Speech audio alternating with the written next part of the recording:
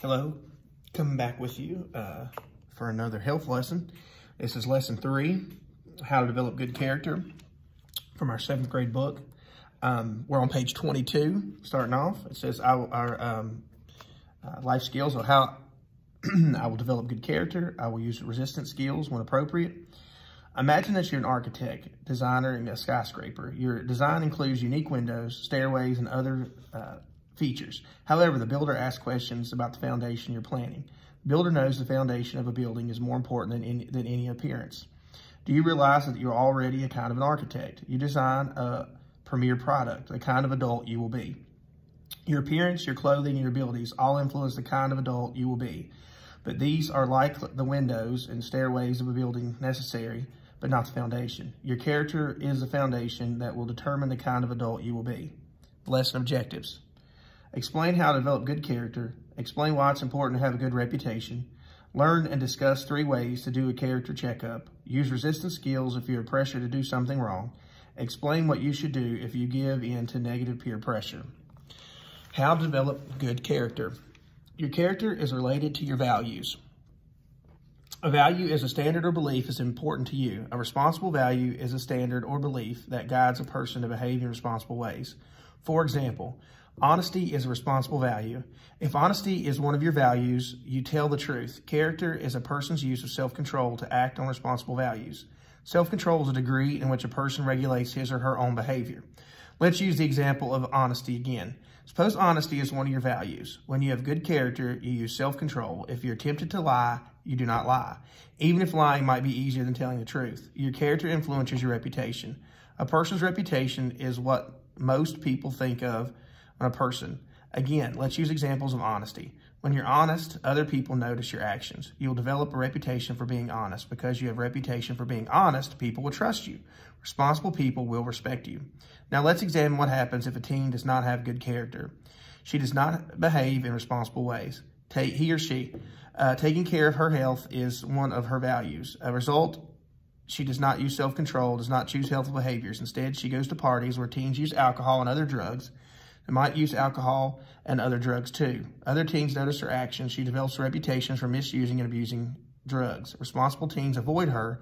Their parents or guardians don't believe she's a good choice for a friend. Character values are loyalty, honesty, responsibility, self-discipline, respect, trust, commitment, and integrity. What are ways I can do a character checkup? Developing good character helps you develop self-respect. Self-respect is a high regard for oneself. One behaves in responsible ways. It's wise to do a character checkup every now and then. Here are 3 ways to check on your character. Consider how you'd feel if your name was discussed in actions on the 6 o'clock news or mentioned in a headline of a story or local newspaper. For example, would you be proud to have your name in any of these headlines below? For example, headlines answer yes and others no. Make a list of 10 values and evaluate each. Do you have responsible values? Do you self-control and act on these values? Ask responsible adults, such as your parents or guardian, to help you do a character checkup. Listen carefully to their feedback and suggestions. Here is a few headlines they put in there to give you an example. This activity, which it's creating a story of how to give a good character checkup, possibly. So we'll just skip over that and continue in our lesson. It says, how can I resist pressure to do something wrong? Peers are people of similar age or status. The friends of whom you hang out are peers. I have the window open right now, and they just went by on the tractor to mow, so if you hear that, hopefully you can hear me a little better.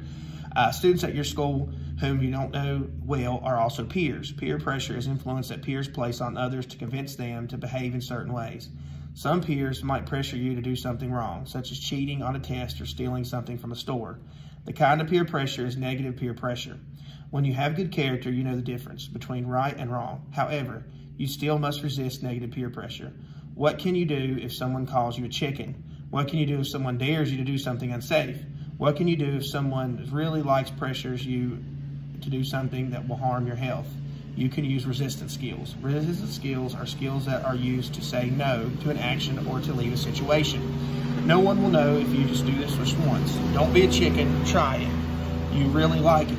What's the big deal? Everyone does it, and I dare you. Those are examples of things. Your resistance skills here, which you talked about in DARE in 5th grade, and actually this year in 7th grade, we'll have DARE again.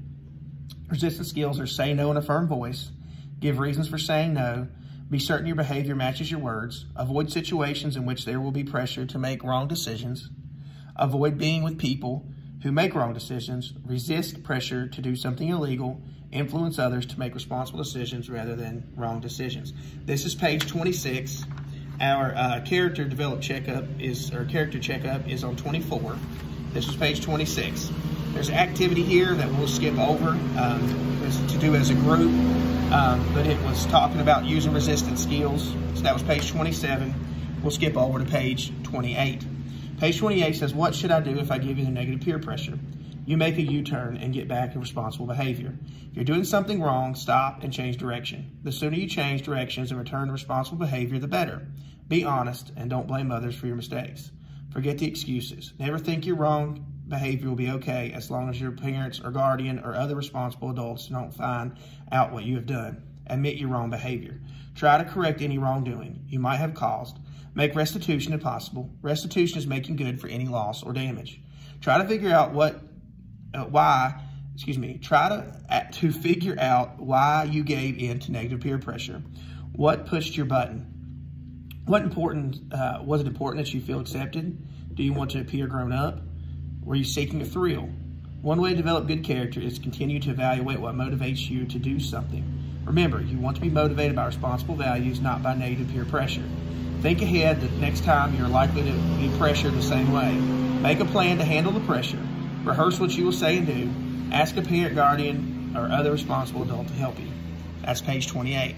We're going on to page 29 here, and I'll read your questions. They'll be on the Google document. How can you develop good character? That's found on page 23. Was it important to have a good reputation? That's page 23. Why is it important to have a good reputation? Page 23. What are 3 ways you can do a character checkup? Page 24. What are 7 resistance skills you can use if you are pressured to do something wrong? That's page 26. What should you do if you give in to negative peer pressure? And we just read that on page 28 right here. Complete those questions, put your name on them, and turn them in for a grade. Thanks, guys, and we'll talk to you soon.